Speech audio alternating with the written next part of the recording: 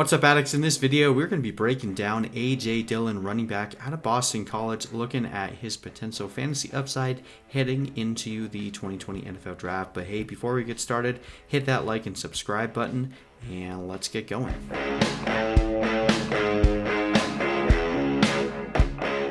Started, check out the link in the description. We are offering a free tail kickoff special for our fan companion tool.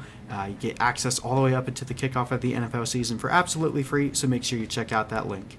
All right, A.J. Dillon, running back out of Boston College. Now, this guy is going to be one of the more polarizing running backs in terms of potential fantasy outlook. And I think a lot of that has to do with recency bias with everything that we've seen the Titans do with Derrick Henry. I think the question that needs to be asked is Derrick Henry an anomaly, or is there going to be a trend of teams trying to replicate what the Titans have done with Derrick Henry? Because if they are, there's no running back in this class that more resembles the type of runner that Derrick Henry is. He's a little bit shorter than Derrick Henry, but pound for pound, this guy is a mammoth. 6 foot, 247 pounds, 33.5 BMI, which is 96th percentile. He's about a year older than a lot of the rookie running backs coming out of this class, but I don't think that you fault him for that too much. He had a 4.53 40 time for a guy with that body type is ridiculous. Speed score 117.3, 97th percentile speed and burst score. Guy is a beast. 81st percentile college dominator rating, and obviously not very well involved in the passing game.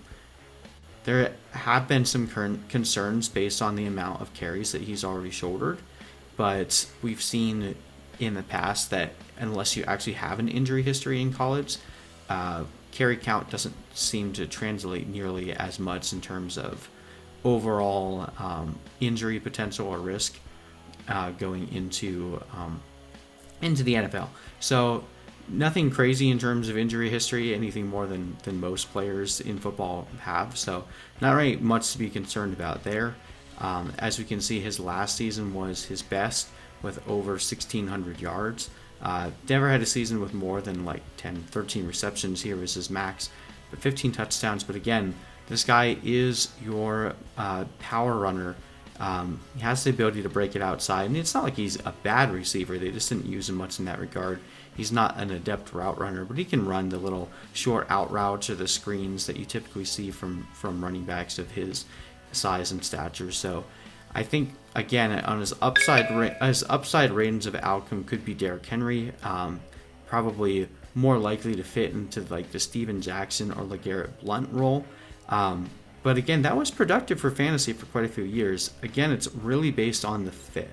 If he goes to a team with a good offensive line that wants to pound the rock and run the ball as a predominant strategy to try to set up the pass, similar to what we saw the Titans do, I mean, he could be a really valuable pick. But if he goes to a team that isn't built for his skill set or tries to use him in a manner in which it doesn't really tailor to his strengths, then it could be a bust. So there's a lot of guys. Obviously, running back is one of the most positional or team slot dependent.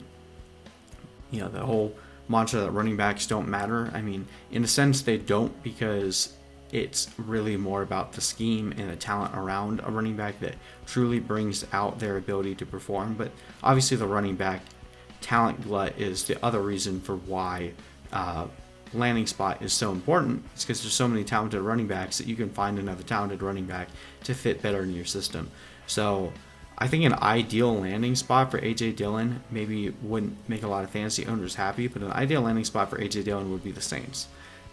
His style of running compared to Alvin Kamara would be an excellent 1-2 combo for them. And I think A.J. Dillon would end up hurting Kamara's value a decent bit, because he'd probably be the primary goal line carrier. But I do think that would be a really good setup for them going forward. They have a really good offensive line. I think that would be a good place for A.J. Dillon to go. Again, you want him to go to a team that wants to run the ball and keep things close to the line of scrimmage and just punish defenses with strong running play. So, I mean, I doubt the Titans would draft him basically to be the heir apparent to Derrick Henry, but that might be another decent landing spot if you're willing to sit on him for a year or two. I think right now he's looking at probably about second or third round value based on where he lands, but could be a very, very interesting prospect.